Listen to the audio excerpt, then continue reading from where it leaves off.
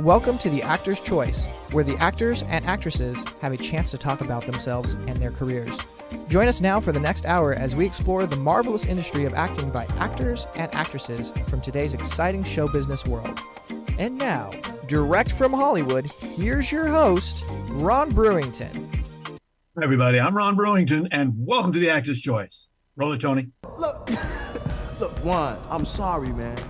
I'm sorry, but the reason why you probably having such a hard time convincing me this ain't no joke is because it is, man. Look, man, we do it my way or we don't do it at all. They call me clever. What you looking at? You got the ice.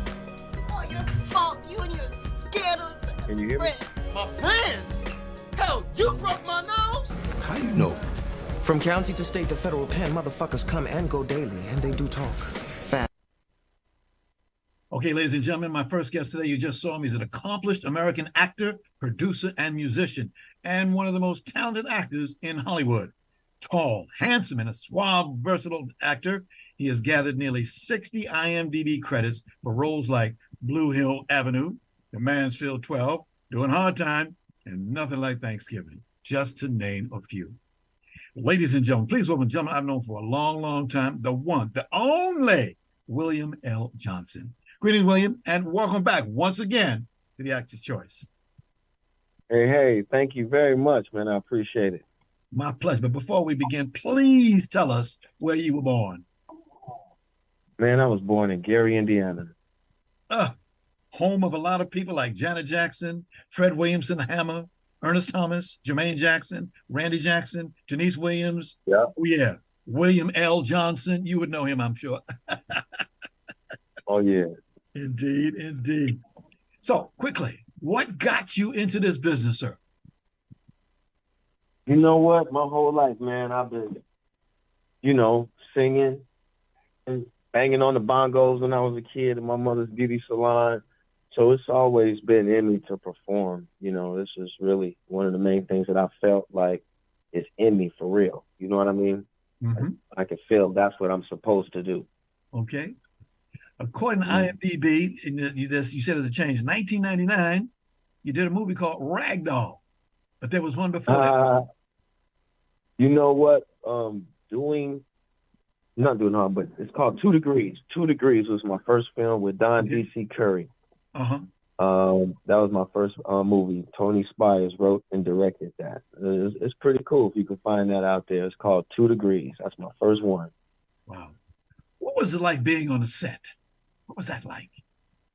On 2 Degrees, my first film, set, especially the early ones when you first got into the business. When I first got into it, I was always nervous. You know what I mean? It took a while for me to, get into the swing of it, making sure I knew my knot.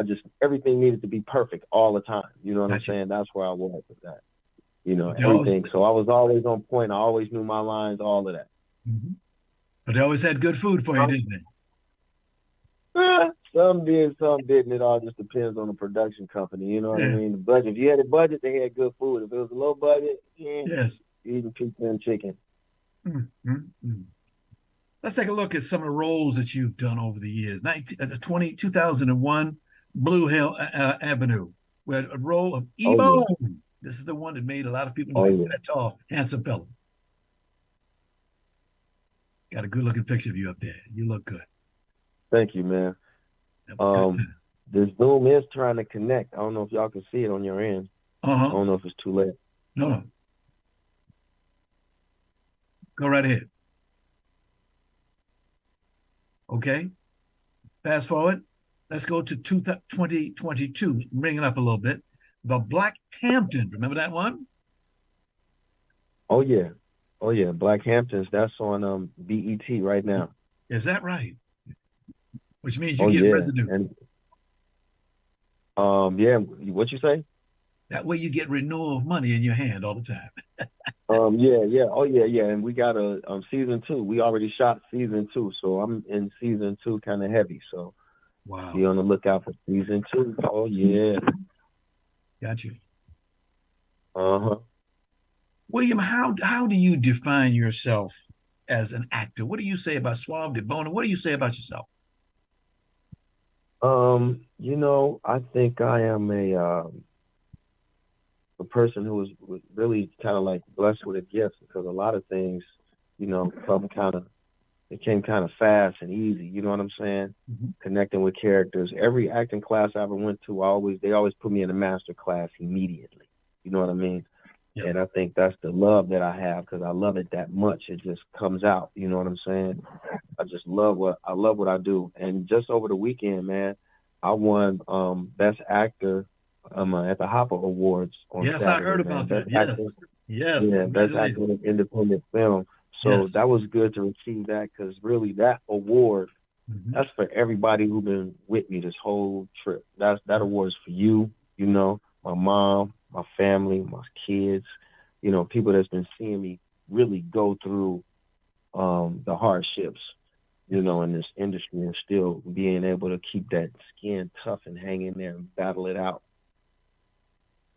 You've got nearly 60 credits. That's a lot of work. A lot of work. That's good. Yeah. Wow. 60 60. credits. I ain't know that many. Oh, yeah. 59 to be exact. What are That's some of good. the Hey, roles? well, all right. All right, now. What are some of the roles that you look for, William? I look for things that I haven't done before or something that I feel like can help make even better than what's on that paper. You know what I Yes. mean? If it's something that I really want to do that I think is, you know, where I can really turn up a performance to help the project be more, you know what I'm saying? So I do a lot of independent films because a lot of independents don't get a chance to, really get actors with real good chops a lot of the times. And it's hard. There he is, ladies Oh, and gentlemen, live in living color. Look at him, looking good. Got the hat on. Got the brim on. Got the brim on. Thank you, All Tony. right. Thank There you. we go. There we go. That you see that right there? Yes, Marvin Gaye. All Indeed. We'll talk about him in just a moment. Before you get out of it, we got to talk about him. right, You, right, right. I've been doing my homework. I see you got a couple of roles that you just completed. One is I Left My Heart in Colombia. Oh yeah. Now that's gonna be good, bro. You gotta be on the lookout for that. It's not out yet. Yes. We're still in negotiations with some distributors, but we actually flew to Colombia and shot a movie. 7 days. All right. 7 days in Colombia, man. It was a great experience, man. It was nice. Oh, that's beautiful. I understand you also did another one, A Standing By is Completed. It's called A Heart That Forgives 2, The Battle Within. Oh yeah, The Heart That Forgives. Yep, that's another one that they're in the process of getting some distribution for. And that was something I hadn't done. I play a man whose wife dies of cancer and he has to take care of his two children. And he just can't cope with it. So it's pretty good drama. And Carl Payne is in there with me. Me and Carl Payne do some real cool Carl stuff. Payne. All Mhm. right. You get good roles, man. But you deserve it. You work for it. Work hard for it. They didn't give it to you. Yeah, right. I'm sure. What are some other things that you're currently working on? Ooh, I'm currently in rehearsal for a play called This Ain't No Billie Jean King Story, directed by Billy King, written by Billy King. It's a really good piece. And my sons are in the play as well. Both of my boys. All right. Yeah. It's in So the family. that's gonna be real exciting to see them, do their thing. Because I've been rehearsing. I didn't know that they wanted to act like that. So I haven't been pushing anything, but they got something. You're talking about your sons right now. Yeah, I'm talking about my boys. I don't want to blow their head up, but they're gonna be all right. They listen. Gotcha. How old are these gentlemen? Little Bill is 14, Daniel is 12. Right. They're gonna have their own money, own thing, own. That's right. That's right. That part right there. Yes, indeed. Okay. Before you get out of here, we had to talk about this. Hmm. Around the year of, I would say 2000, somewhere around in there, you were doing some work with a guy by the name of what's his name? Oh yeah, Michael Ajakwe Jr. Oh Sound yeah, familiar? yeah. He made me a better actor, to be honest with you. He challenged me more than anybody I ever worked with. He was on my back. You understand? And I really respected him for that. And after we did everything, we talked. So it was cool to be mentored by him because he definitely made me a better actor. After doing Marvin Gaye, I felt like I did go up a notch. Did you say Marvin Gaye, sir? Oh yeah, yep. I play Marvin Gaye in his play. Yeah, yep. You're all I need to get by, right? Something like that. Yeah. Is that the one, Tony? That he says, "You're all I need, someone to get by." Is that it? Can you roll it, sir? Yeah, that's.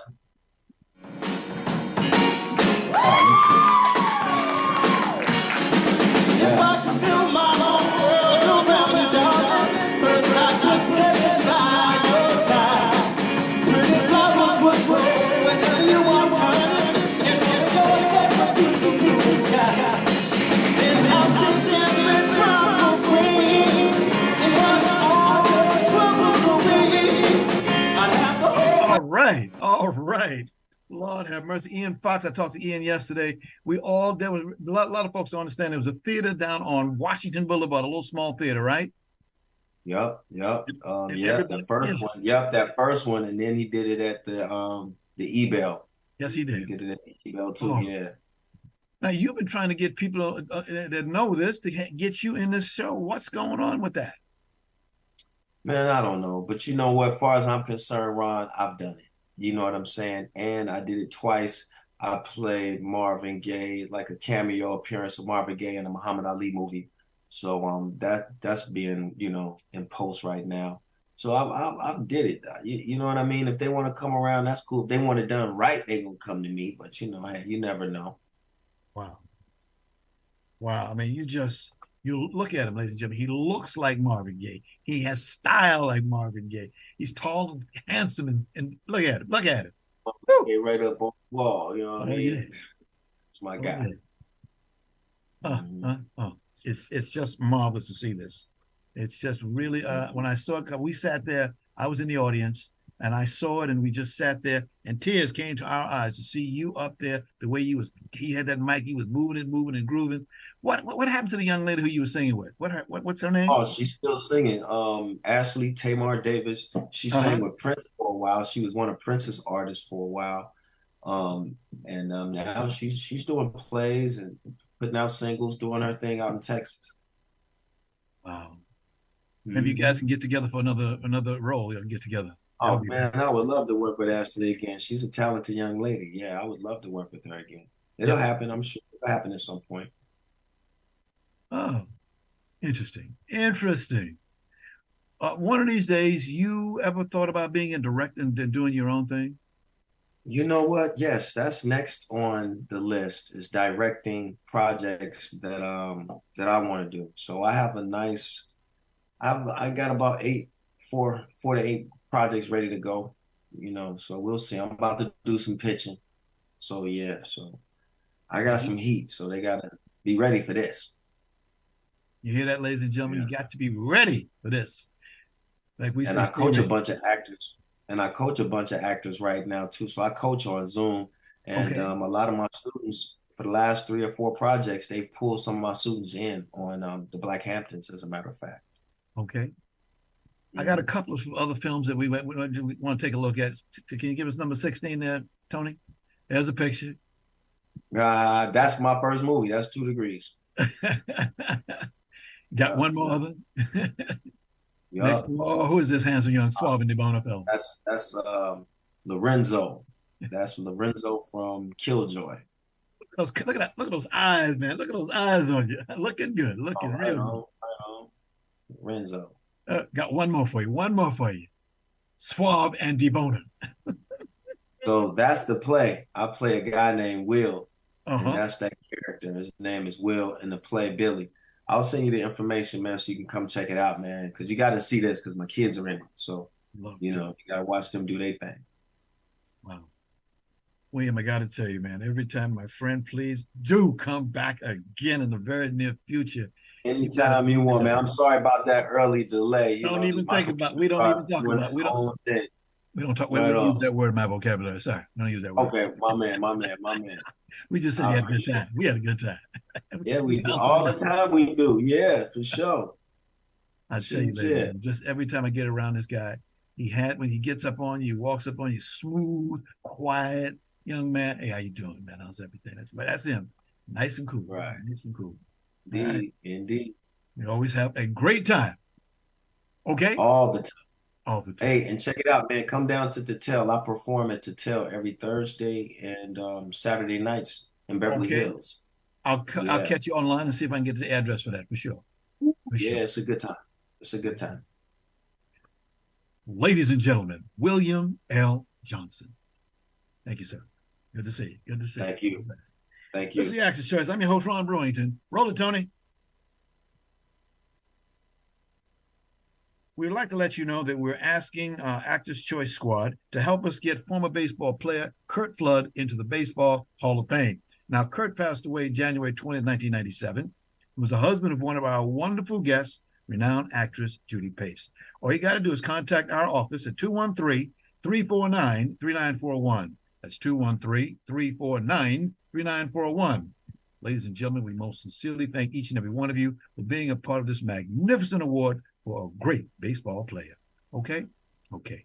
Roll it, Tony. We got some good stuff coming. This famous picture is entitled Lunch Atop a Skyscraper. It's a photo that came to symbolize American resilience and ambition at a time when both were desperately needed.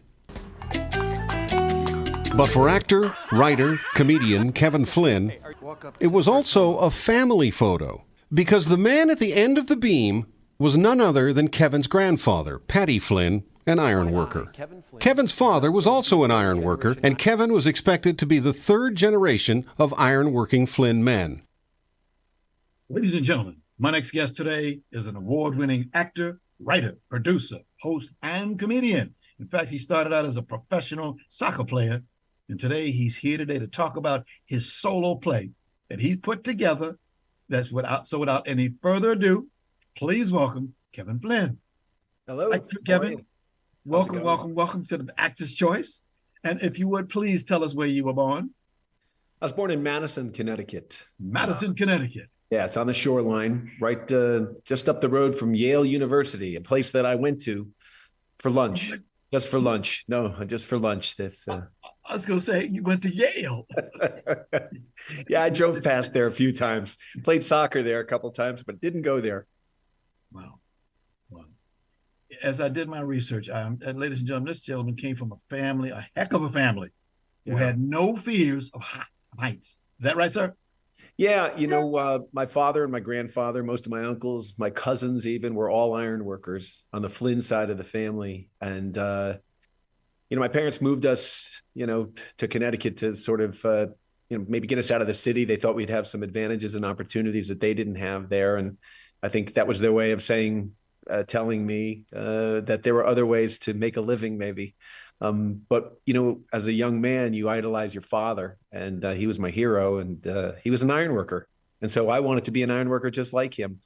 And the fear hit me about 8, 9, 10 years old when I suddenly realized, I said, I can't be at heights, and I'm a Flynn, an iron working Flynn. How's that going to work? So it allowed me to sort of dream and think about what other things I could do with all the opportunities that my parents, allowed me to sort of experience and do. And, part of it is, my grandfather is that famous man sitting on the furthest right of the beam.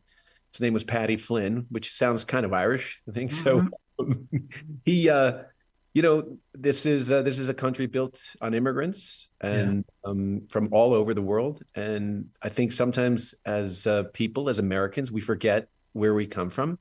And we need to pay it forward and be thankful of what's been given to us in the past. And so this is sort of a love letter to my daughter, the choices I've made in my life for her and for me. Really, it's enriched my lives, the decisions. We want our kids to have the best opportunities that they can have, just like I was given. So I started writing it thinking about my grandfather, and then I started thinking about my father. And then I thought, this is really about me. And then I thought it's about my daughter, and the choices I make for kids. Because, you're a parent. I think we do anything for our kids. And so you just want to give them the best you can. And it's not always easy. It's always easy. You have to make a lot of difficult decisions, which I did along the way, but I'm happy the way it turned out. Kevin, I like that attitude. I like that attitude, young man. I love it. Love it. Ladies and gentlemen, this man has worn many, many hats. An autobiographical solo track, a former professional soccer player, current award-winning stand-up comedian. I mean, he's an actor, a producer, a writer, TV host. I see that in 1996, you did a thing called Go For It, a TV series. You were the series host. Yeah. Yeah, I was a host. Well, I started out, like you said, I was a professional soccer player for a couple of years, but that was in the 80s in America. And there was no way any fame or fortune or big money payoff was going to come from playing professional soccer, though I loved it. I was passionate about it. And when my career was over, I moved to Boston. I became the assistant soccer coach at Boston University, where I was in the graduate program. And what a time to be in Boston. It was amazing. It was a great time for stand-up comedy. These legendary comics, the clubs were packed every night, comedy in the 80s. And so I started to become a stand-up comic and work very hard at that. I won something called the Boston Comedy Riot, which was this big competition held there, and became a full-time comedian at that point. And then moved to Los Angeles and started to act. You got in acting classes. I had done some plays in high school, a little bit in college. I really got back to that quite a bit. And then I started to get booked as sort of a television host, some things. I hosted a show on ABC Sports with Brent Musburger, who I grew up watching NFL football every Sunday with my dad. And now I'm on television with him. I started doing soccer stories for ESPN. I did a morning show pilot with Joy Behar, and then eventually got this show Go For It. And it's part of the story in Fear of Heights. But yeah, it was a great show. It ran 6 to 7 p.m., 7 days a week in the States, and 32 other countries around the globe for a couple of years. So it was a lot of fun. It was sort of my first big break. Got you. And then in 1998, Sex in the City. Yeah. Well, I was a New York actor at that point, so you always have to do the Dick Wolf productions and Sex in the City. So I'm very proud of the fact that I was the 88th most popular man, boyfriend in Sex in the City. And if you know how many numbers they went through, that's not bad. 88's not bad. Sounds like a bad number, but 88's pretty good as far as 4 women dating a lot of men in New York for a decade. Rough. Somebody got to do it. Rough. Somebody got to do it. So it was fun. And yeah, it was an interesting experience. It really was. I see that you have another event called Me, Myself, and Irene. Yeah, that was the first film I was in. I performed at a cancer benefit on Cape Cod, Massachusetts. And yes. One of the people in the audience was the director, Peter Farrelly, who won an Oscar for Green Book. And he said to me after the show, he said, "Man, you'd be really good in one of our movies." And I thought, well, thank you. That was a wonderful thing to say. Never thought I'd hear from him again, but I had a nice moment there. And a year and a half later, they called me to audition for a role, and I auditioned for it. I got a bigger role, and I'm on camera with Jim Carrey, and that was the start of it. So that was a lot of fun. Wow. This guy hangs around with some good people: Jim Carrey, Bill Murray, Russell Crowe, et cetera, et cetera, et cetera. Well, they're in the movies. It's funny. I say the Farrelly brother movies that I've been in, yes. People love to work for them. They're great guys. They're funny. They're very giving. Yes. And so they put me in a movie with Jim Carrey, and I'm like, great. And then the next time they called me, they put me in a movie with Bill Murray, and I'm in a scene with Bill Murray, who I've sort of become friends with. I'll tell you a quick story about Bill Murray. I did Osmosis Jones with Bill Murray, and after we shot, we went and played basketball. Yes. And a bunch of us shot hoops. And then after that, we went back to the hotel, and the Republican National Convention was on. And I was watching that with Bill Murray, and he was absolutely hysterical. Had the whole bar in hooting and hollering. It was a lot of fun. The next day, I was out on Nantucket for a fundraiser for Bill Clinton. And I actually had a chance to meet Bill Clinton. And I said, the Bill Clinton, the president? Bill Clinton, the president. Wow. And I had a long conversation with him, but I had forgotten to get a picture with him. And so when I finally got a cameraman. I said, hey, I want a picture with the president. He was the president at the time. And I said, Mr. President, and he said, oh, Kevin. He remembered my name, which was, in a sea of people. I was like, that's a pretty amazing thing. I said, I forgot to tell you, I watched the Republican National Convention last night with Bill Murray, the comedian.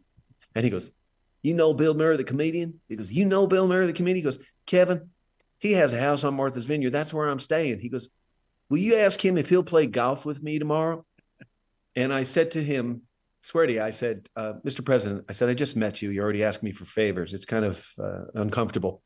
And he goes, hey, that's funny. Did you hear this, kid? I like this. So anyway, the next day, I called the Farrelly brothers. They called Bill Murray. Bill Murray played golf with the club pro, Nantucket, and Vernon Jordan, and the president, and Bill Murray. So it was a lot of fun. So the next time I see President Clinton, if I ever get to see him again, I'll say, you owe me a favor, dude. You owe me a favor.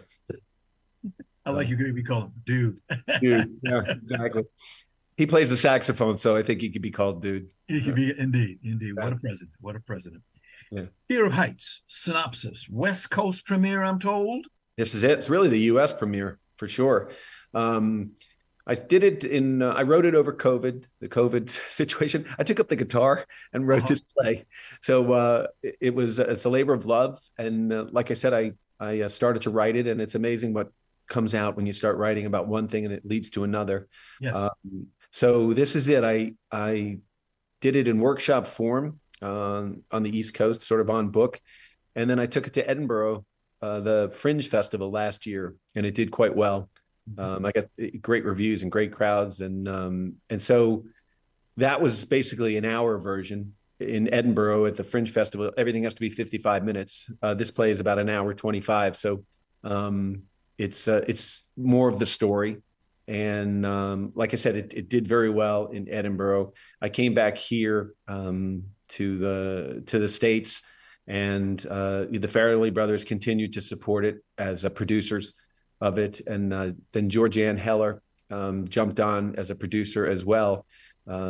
She liked Irish stories, and some friends of her had seen it in Edinburgh and let her know about it.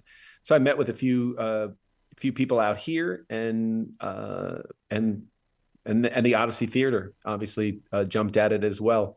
So we have a great theater. I have a great director, Tim Byron Owens, a great production team. And I'm looking forward to getting in front of some people and putting this version up, this sort of American debut of it. It's interesting. When you are a cast of one, there's a lot of work that goes into that, doesn't it? Yeah. And then sometimes you're doing the play and you're like, who wrote this? Oh, yeah, I did.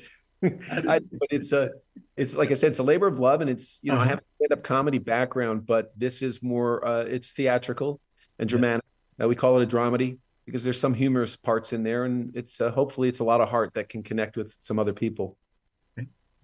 What's the run date for this play, sir?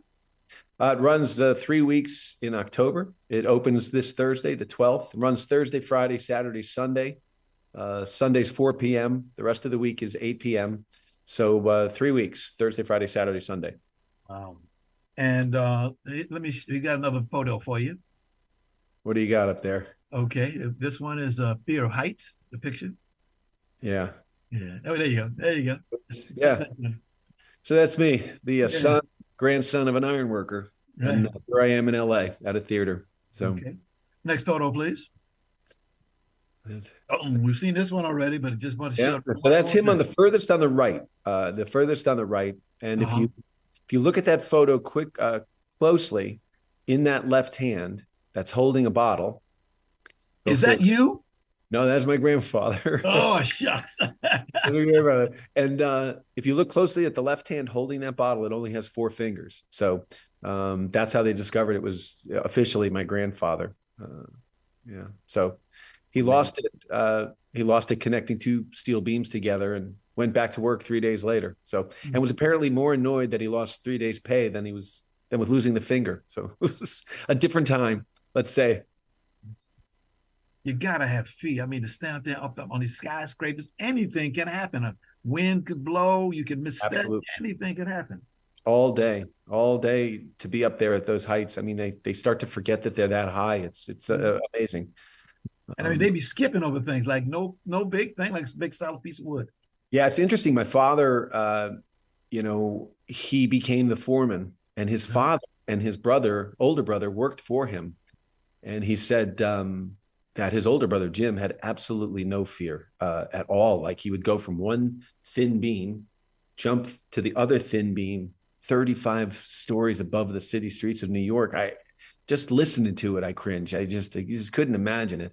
And then I wind up doing Go For It, and they're throwing me out of planes, and I'm doing bungee jumping and all this crazy stuff, and I am scared out of my mind the entire time. But there's a camera in front of me, so I had to kind of rally. Got you. There's one more fit of. Can you give me number 37C? One more picture there. Oh, what's this one? It's gonna be my high school prom. No, this is actually one. Okay. Can we go ahead to the Odyssey picture? Just the Odyssey picture. Thanks, Tony. Oh, there it is. Yeah, there it is. There I am. Yeah, one more time. And if you go to 37D, there you go. Thank you, Tony. Isn't it a beautiful theater? That's a great.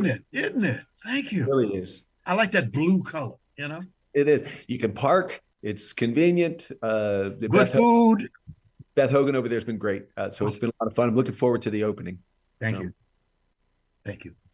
I understand there's a couple of numbers we want to throw out at people. If you want to get information on tickets, $30. Not bad. Okay, 310-477-2055, extension number 2. Again, 310-477-2055, extension 2. Or you can go through www.odysseytheater.com. You can go do that too. Wow. Before we get you out of here, I got one quick question, sir. Sure, Ron. What excites you the most about this play? You know what excites me the most about this, Ron? This is the God's honest truth. I tell you, you write something so personal and you wonder, who cares really about you and your life? But what I have realized performing this, we all have a father or a mother or grandparents and kids and decisions we make and struggles we overcome and deal with. And what I have found so rewarding is that at the end of the play, people will come up to me and say, "Oh, my father was just like that." And, and you're paying it forward, just like I'm trying to do with my kids. And so they identify with your personal story. So in a way, it starts out as a sort of an egotistical, airing of your life. But I've been touched that many people have taken a lot from their lives, from my story, because they identify with it. Gotcha. Kevin looks like another champion. I like the way you do what you do. Fear of heights.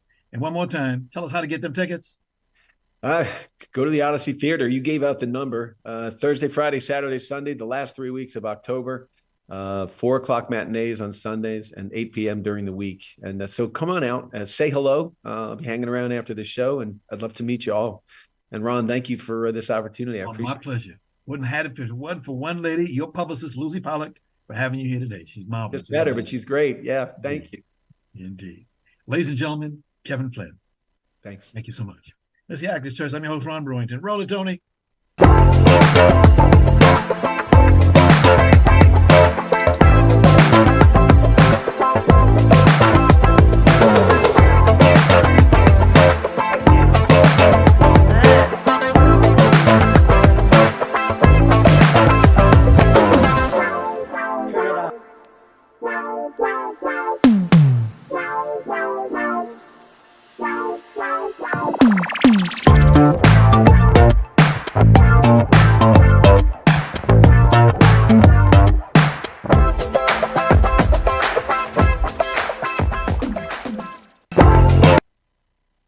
Okay, ladies and gentlemen, if you want to get information, give us a call and we'll let you know about what's going on. We got some new information coming out there. We'll let you know, but we got something going on right now. Are you ready, ladies and gentlemen? Are you ready? Roll it, Tony.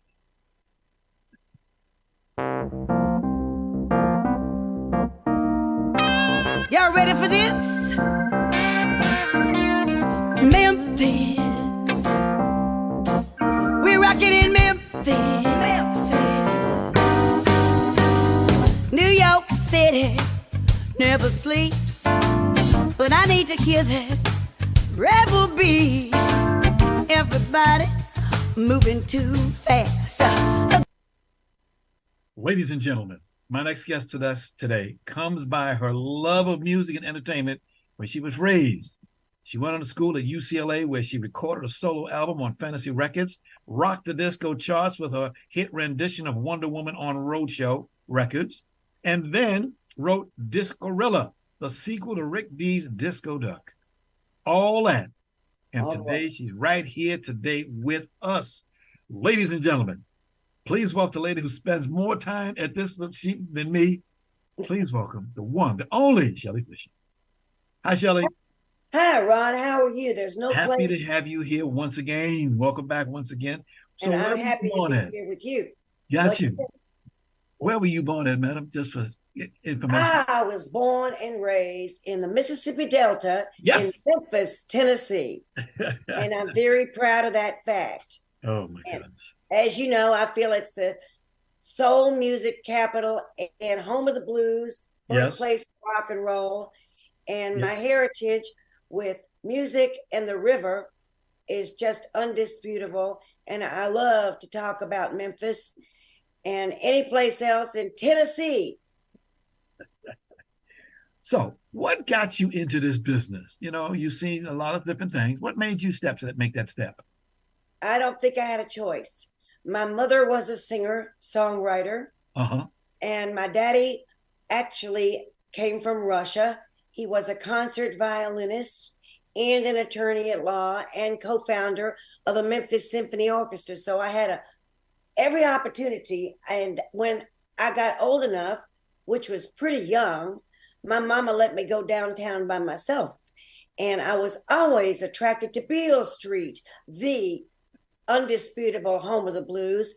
And I had the opportunity to hear that music played in the street because the old blues guys, they played anywhere they could. They played in the street on Beale Street, and I just loved it. So I'd be singing and clapping along and say, darling, you want to sing one? And I always said yes. I didn't know that I was terrible, but I took the opportunity and I became addicted to the blues at a very early age.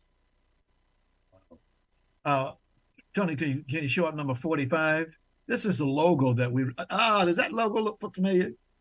I love. Well, it's one of my CDs. Rock in Memphis. I think it's some great music. By the way, I want to say you look great. I don't know what you've done or ain't done. You look great, and I really appreciate the opportunity to be here today. Wow. I see that you, of course, have captured audiences worldwide. When you step up on the stage, they have a good time. Thank you. That is my goal. Yes. I like to express my truth, which is always changing, but we Yes. are the basic. And I love all people and all backgrounds. I think Yes. that's what makes the world an interesting place. I think that we're having a rough time in the world right now. Yes, I want to ask you about that. Can you take a moment and tell us about that, please? Well, everybody's having a hard time. We're in a very divided world. And as you know, I do have a show called The Hebrew Hillbilly. And our next performance will be, Lord willing, this Sunday evening, October the 15th. And that's Sunday evening, October the 15th, Santa Monica Playhouse, right here in Santa Monica, California.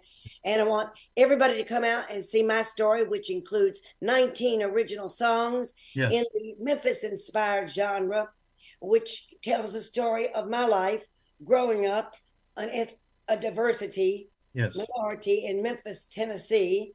And we deal with a lot of different isms. We deal with racism, anti-Semitism, ageism, and sexism. And people walk out of there saying, this show is hysterical. So I don't know what they've been watching that's so depressing, but my mother always told me to leave the people laughing. So I've always kept that in my mind, that no matter how low you go, bring it back up, because you want the people clapping and smiling when they leave your show, because that's your obligation, is to entertain and encourage folks. Don't give up. You might be getting a good lunch or something that you'll miss out on if you give up. I'm going to have some water in your order. I'd like to say it's vodka, but it's That's good okay. water. That's all right. like I was on watching television just a few months ago on CNN, and just the Hamas and what's going on over there is just too much, too much. Well, it's terrible. And the show is called The Hebrew Hillbilly. And I did grow up with the reality knowing that my ethnicity was recognized as different. Now, over the weekend, it does appear that Hamas, which is a terrorist organization, which we believe is being promoted by Iran, attacked Israel by surprise, undetected, and have killed close to 1,000 people, thousands more injured in an unprovoked, merciless, vicious, vile attacks. And to those people who might be listening today, and I appreciate this opportunity to say this, anti-Semitism and hatred of Jews is up so high that it is difficult to walk around with no type of protection. But this is my heritage, and I need people to understand that the Jewish people established the state of Israel because they had nowhere else to go. These were refugees from the Holocaust in approximately 1945 that were dumped in freight boats on the shores of Tel Aviv. They were rejected by the Palestinians and by the British. Fortunately, we seem to have worked things out with the British, but the problem with the Palestinians has never gone away. They really, in my opinion, and based upon facts that I know from my personal information and excellent familial sources, they just want the state of Israel wiped out. They want all Jews dead. This is a very serious issue because all of us have been subject to a certain kind of a ism at one time or another, because what makes our world beautiful is diversity, that we're not all the same, but we're more alike than anything else. However, Hamas hates us and wants us dead. I had a close actual relative of mine try to negotiate a major peace years ago in Israel, and they don't want peace. They want us destroyed. When people love fighting and violence more than they love peace, who are willing to give their children in the name of something which is incomprehensible to me, there will be no peace. But right now we're engaged in a battle like we've never seen in over 50 years in Israel. And obviously, my heart and soul goes with the state of Israel. And I want to thank you and your listeners for listening. And I'd like to move on to a happier topic. You know, I have a grandchild. I heard about that, but before we get to the grandchild, I saw that you were recently in Nashville in a legendary RCA studio. Well, I had the most fantastic experience just recently, very recently. And I had the opportunity to hang out with my very dear friend, Steve Cropper, legendary guitarist and lead guitarist of the famed group Booker T and the MGs. As some of you might know, Steve Cropper is the co-writer of Knock on Wood, Wait Till the Midnight Hour, Sitting at the Dock of the Bay, that he wrote with Otis Redding. Your Love Is Like a Seesaw, Baby, that was recorded by Aretha Franklin and written with Mr. Don Covey. So I had one of the best days of my life. And we are talking about bringing my show to Nashville, which would be a fantastic opportunity, hopefully, for everybody involved. And I have to say, Steve Cropper and his partner, Eddie Gore, are two of the nicest people you'd ever want to know, and his wife, but I don't want to say her name because I don't want people to know all about everything. But it was a sensational experience, and I will say I am proud to be from the great state of Tennessee, y'all. And you tighten up, because we got the Tennessee Titans over there. And I could really use a tightening up right about now. You know how I feel about this whole damn thing? I really don't need a facelift, Ron. I need a forklift. I feel like I missed my opportunity last year for my presidential pardon for my turkey neck. But I'm going to get in line tomorrow before Biden croaks. Okay. and see what he can do. All right. Because being on camera like a virgin has some disadvantages, let me just say.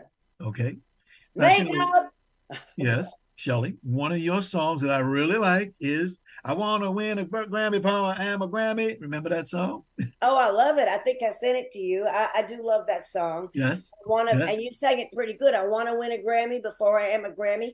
I want to win a Grammy right now. I want to hold that statue, say, here's looking at you. Well, here's something else looking at you. This is a picture of your brand new Grammy. Look at it. Look at it. And I am a Grammy. Look at it. Anna Grammy. Look at that. Before she became a Grammy. Look at that. Look at this gorgeous baby. And that was her first day of life. And I'm holding up this card. I'm going to talk to you about it. Please. Because it's a tiara. And her name rhymes with tiara. It's Tiara. And we love it. My daughter made it up. I think my daughter's very, very creative. And of course, I'm calling her Key for now. Yes. I don't know if she's going to like Kiki because my daughter is a stickler for what it is. She took a long time to make up her mind. And Chiara is what she came up with. And I think it's beautiful. And in Italian, it means the light. So there we go. And I just bought a onesie for her in Nashville, Tennessee. And it says, fixing to cry, y'all. You know. Well, she cries. That's what babies do. That's what babies do. You know, I think moms are really unique people in so many ways. Hats off to moms. Hats off to my beautiful daughter, Missy, who's doing such a wonderful job taking care of nursing her gorgeous baby daughter, Chiara. Missy is not getting her regular sleep, and neither is her husband, but they are taking such good care of the baby, and nobody really realizes how much babies cry. That's right. I forgot about it. Yes, and, we did. We cried. Yeah, right. Well, you know, you have to say hats off to you, Mom, because we love those kids so much. I don't remember too much about crying in the diapers. I know that she cried. I know I changed diapers. I know that it's a good thing that old women can't have babies because that ain't right. I mean, no, I don't have that type of patience. But when you're half your age, you can do it, and it's a miracle. I want to say hats off to mamas, and I am so proud to be a Grammy. All right, greatest prize of all. But I do have some new songs in the work, and I think you look great today. I don't know what you did or didn't do, but you look handsome. You look hot. That's right. So that's we got a video for you. We want to take a look at a video before you walk out this door. Can you roll it, Tony? Roll it. I love it, and thanks again for the opportunity. Darling, y'all come Southern Jewish princess, and I love to sing that good old rock and roll. Praise the Bamba, filter grits, specialized in Hebrew hits, and other kinds of funky kosher soul. That's it. Thank you. Thank you. Tony, can you put up number 49 for the last time? This is what we're trying to get people to understand. The Hebrew Hillbilly, October 15th performance. How do you get tickets, lady? I'll go to SantaMonicaPlayhouse.com, y'all. Make sure you put in the y'all. I'm only kidding. SantaMonicaPlayhouse.com, and you can buy your tickets directly from the theater because all proceeds are going to Santa Monica Playhouse for the very important Keep the Doors Open campaign, because like most places, the pandemic had a very negative effect, and people have had a difficult time coming back to theater, especially small theater, and I think that's where the magic happens. So thank you for the mention. We look forward to seeing your many, many listeners and viewers at the Hebrew Hillbilly this Sunday evening, 6:30 p.m. or maybe it's 7:30. I don't remember. I think it's 6:30 p.m. At Santa Monica Playhouse right here in Santa Monica, California, which is by the sea and very beautiful. a lot of great restaurants nearby, and fun places to walk. Wow. Wow is right. And you're a wow, and I know you're going to be there. I hope you're going to be there at my show. I'm trying to see if I can get it. I think I have a piece of paper that has all the information on it. Oh my goodness, what did I do with it? I Well, popped it in place. There it is. I'm looking It for it. is Sunday, October 15th Yes. at 6:30 p.m. I'm pretty sure, because we usually do Sunday evening shows a little early so people can get home and get ready for work Yes. next day. That's important. Well, sure it is. We like to make things convenient because Okay, found it. Okay. Woo. I always say That's my card. my first thank you after I do my show is to the audience, because folks, without y'all, Right. they ain't nothing at all. Wow. You ain't got no audience, you ain't got no show. You ain't got no show. Come with a great attitude and a great hand clapping and ready to sit for a 90-minute show, which is mostly a musical comedy that does deal with some profound, real issues of the day that unfortunately have never gone away. We will always be fighting and hopefully winning. And thank you for this opportunity. I just love you, Ron Brewington. Feeling is mutual. Feeling is mutual. Thank you very much, Shelley. Thank you very much. I want to thank our sponsors, Harvey Brandon, Photography as an Art, Ron Irwin's Lose Life, The Way to Lose Weight, Larry Buber's book To the Future, Time Travel, Message in a Capsule, State Farm agent Carla Green, and veteran actor Brownstein's Actor Training Facility and Actor Space. And much, much thanks to our guest today, ladies and gentlemen, actor, musician William L. Johnson, actor, writer, producer Kevin Flynn, and singer, actress, songwriter Shelley Fisher. The Actor's Choice is a presentation of B&B Productions, Rudolph Brewington, president, and Sidney Chandler, executive producer. And special thanks to our ever-growing audience. Be well. I'm Ron Brewington. We'll see you the next time. Thank you.